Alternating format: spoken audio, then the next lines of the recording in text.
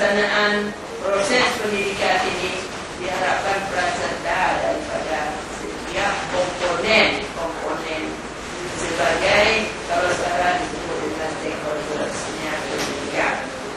Di ayat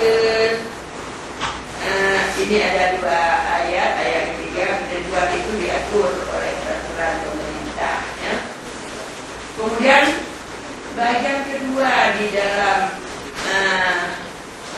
bab 15 ini, yaitu pendidikan berbasis masyarakat.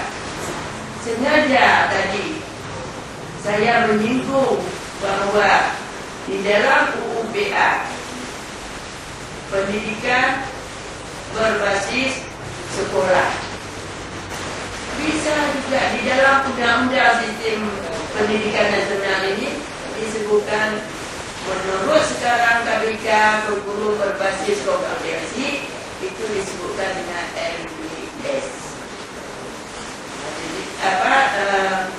manajemen berbasis sekolah. Tetapi sekarang di dalam ini disebutkan manajemen berbasis masyarakat. Apa yang diharapkan oleh masyarakat? Misalnya di daerah tertentu, di sana bisa hijau dan sebagainya, hortikultura dan sebagainya. Tetapi di dalam masyarakat itu dibutuhkan satu lembaga pendidikan. Apakah mungkin kita buka di sana sekolah perikanan?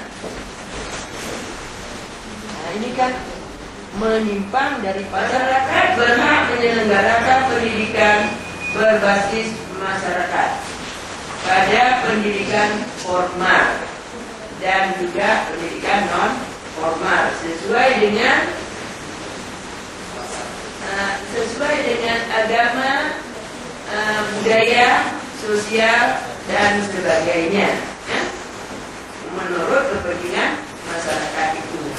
Kemudian di ayat 2, penyelenggara pendidikan berbasis masyarakat mengembangkan dan melaksanakan kurikulum dan evaluasi pendidikan serta manajemen penyelenggara atau satuan pendidikan yang belum termasuk di dalam badan hukum pendidikan.